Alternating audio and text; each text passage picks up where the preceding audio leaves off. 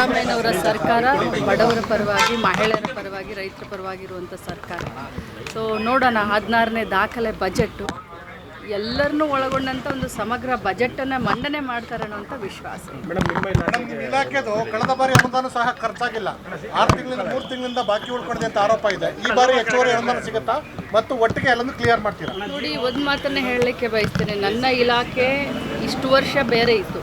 ಈಗ ನನ್ನ ಇಲಾಖೆ ಬಹುದೊಡ್ಡ ಗಾತ್ರದ ಬಜೆಟನ್ನು ಒಳಗೊಂಡಂಥ ಇಲಾಖೆ ಆಗಿದೆ. ಗೃಹಲಕ್ಷ್ಮಿ ಬಂದಿರೋದ್ರಿಂದ ಒಂದು ವರ್ಷಕ್ಕೆ ಸುಮಾರು 32,000 ಕೋಟಿ ಹತ್ತತ್ರ ದುಡ್ಡನ್ನು ನಾವು ಮಹಿಳೆಯರಿಗೆ ತಲುಪಿಸುವಂಥ ಇಲಾಖೆ. ಸೊ ನಮ್ಮ ಇಲಾಖೆಯಲ್ಲಿ ಯಾವ ಅನುದಾನ ಕೂಡ ಉಳಿದಿರಲಿಲ್ಲ, ಎಲ್ಲ ಕೂಡ ಕರೆಕ್ಟಾಗಿ ಖರ್ಚಾಗಿದೆ. ಒಂದು 10% ಮಿಕ್ಕಿದೆ, ಅದು ಕೂಡ ಮಾರ್ಚ್ 30 ಒಳಗಡೆ ಅದನ್ನು ಕೂಡ ನಾವು ಮೇಡಮ್, ಈ ಗೃಹಲಕ್ಷ್ಮಿದು ಪರಿಷ್ಕರಣೆ ಆಗಬೇಕು ಅನ್ನೋದು ಒತ್ತಾಯ ಇದೆ. ಏನಾದರೂ ಇಲ್ಲ, ಯಾವುದೇ ಕಾರಣಕ್ಕೂ ಈಗ ಯಾವ ರೀತಿ ನಡ್ಕೊಂಡು ಹೋಗ್ತಾ ಇದೆ ಇದೇ ರೀತಿನೇ ನಡ್ಕೊಂಡು. ಮೇಡಮ್, ಮುಂದಿನ ನೆಕ್ಸ್ಟ್ ತಿಂಗಳು ಗೃಹಲಕ್ಷ್ಮಿ ಅವ್ರಿಗೆ ಹಣ ಪಾವತಿ ಆಗುತ್ತಾ ಅಥವಾ ಮದೇ ಥರ 3 ತಿಂಗಳು 4 ತಿಂಗಳು ಸುಲಭ ಆಗುತ್ತಾ? ಹಾಗೇನೂ ಇಲ್ಲ. ಸರ್ಕಾರ ಇಷ್ಟು ದೊಡ್ಡ ಯೋಜನೆ ಮಾಡಿದೆ, ಹಣ ಹಾಕ್ತಾ ಇದ್ದೀವಿ. ನವೆಂಬರ್ ಡಿಸೆಂಬರ್ ಕ್ಲಿಯರ್ ಮಾಡಿದ್ದೀನಿ. ಜನವರಿ ಫೆಬ್ರವರಿ ಮಾಡಿದ್ರೆ ಕ್ಲಿಯರ್ ಆಗುತ್ತೆ.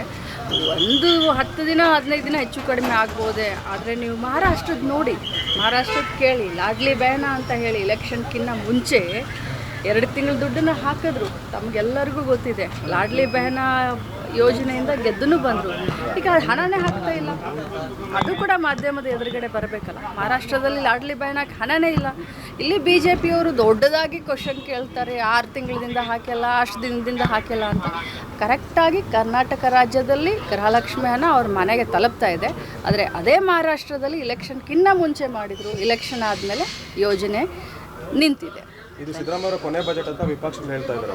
ನೋಡಿ, ನಾನಂತರೂ ಭವಿಷ್ಯವನ್ನು ನುಡಿಯೋದಿಲ್ಲ. ಮಾನ್ಯ ಮುಖ್ಯಮಂತ್ರಿಗಳಿಗೆ ಅಭಿನಂದನೆ ಸಲ್ಲಿಸ್ತೀನಿ. 16 ದಾಖಲೆ ಬಜೆಟನ್ನು ಮಂಡಿಸ್ತಾ ಇದ್ದಾರೆ.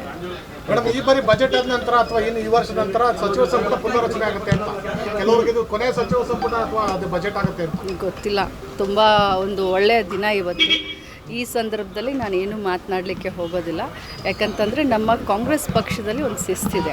ಏನೇ ಡಿಸಿಷನ್ ಇದ್ದರೂ ಅದು ಹೈಕಮಾಂಡ್ ಬಿಟ್ಟಿರೋದು.